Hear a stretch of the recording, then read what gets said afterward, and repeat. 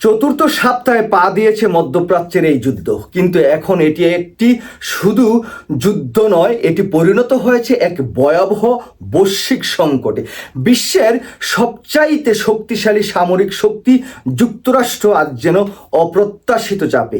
অপরদিকে ইরান শুধু প্রতিরোধই করছে না, বরং যুদ্ধকে ছড়িয়ে দিচ্ছে বিশ্বের এক প্রান্ত থেকে অন্য প্রান্তে। হাজার হাজার নতুন সেনা পাঠানোর প্রস্তুতি, $200 বিলিয়ন যুদ্ধের বাজেট, সব কিছুই ইঙ্গিত দিচ্ছে এই যুদ্ধ দীর্ঘ হতে চলেছে।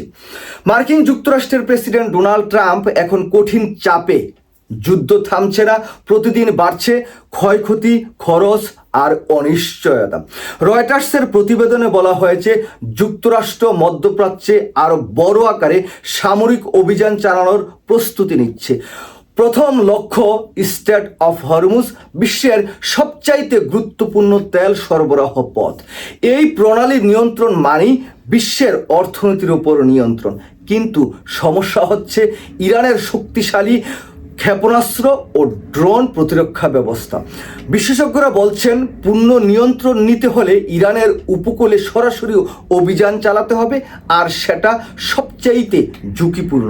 এই যুদ্ধ এখন অস্ত্রের নয়, অর্থনীতির যুদ্ধে পরিণত হয়েছে। $200 বিলিয়ন বাজেট, প্রতিদিন $1 বিলিয়ন খরচ। একটি প্যাট্রিয়ট মিসাইল ছুটতে খরচ $30 থেকে $60 লাখ, আর ইরানের একটি ড্রোনের দাম মাত্র কয়েক হাজার ডলার। এই অসম যুদ্ধের ফলে পশ্চিমা দেশগুলো অস্ত্রের ভান্ডার দ্রুত ফুরিয়ে যাচ্ছে। ইসরায়েলের শহরগুলো এখন আগুনের মধ্যে। হাফসা শহর, তেল আবিব, শোধনাগার আর ক্ষেপণাস্ত্র হামলা, লাখ লাখ মানুষ আশ্রয় নিচ্ছে ব্যাংকারে। ইরানের দাবি, তাদের ক্ষেপণাস্ত্র ড্রোন এখন ইসরায়েলের আকাশে আধিপত্য করছে। এই যুদ্ধ নতুন মোড়। ইরানের পাশে দাঁড়িয়েছে রাশিয়া। রুশ প্রেসিডেন্ট ভ্লাদিমির পুতিন মানবিক সহায়তা পাঠানোর নির্দেশ দিয়েছে। ইতিমধ্যেই 13 টন চিকিৎসা সরবরাহ ইতিমধ্যেই পৌঁছেছে ইরানে। এতে স্পষ্ট, এই যুদ্ধ এখন আন্তর্জাতিক জোটে রূপ নিচ্ছে। সংঘাত এখন ছড়িয়ে পড়ছে নতুন অঞ্চলে, ইরাক, লেবানন, এমনকি ইউক্রেন পর্যন্ত। ইরান ইতিমধ্যে হুঁশিয়ারি দিয়েছেন, প্রয়োজনে ইউক্রেনেও হামলা চালানো হতে পারে। এদিকে লেবাননের শক্তিশালী গোষ্ঠী হিজবুল্লাহ ইসরায়েলের উপর হামলা জোরদার করেছে।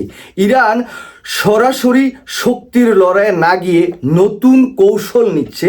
তাদের লক্ষ্য মার্কিন প্রতিরক্ষা ব্যবস্থা, রাডার এবং ইন্টারসেপ্টার ধ্বংস করা, কারণ এই সিস্টেমগুলো যুক্তরাষ্ট্রের শক্তির মূল ভিত্তি।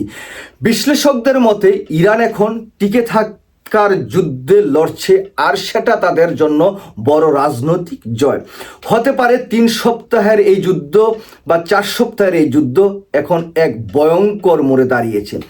একদিকে যুক্তরাষ্ট্র, অন্যদিকে ইরান। কিন্তু প্রশ্ন একটাই, এই যুদ্ধের শেষ আসলে কোথায়? এটি কি থামবে, নাকি পুরো বিশ্বকে টেনে নেবে এক বড় সংঘাতে?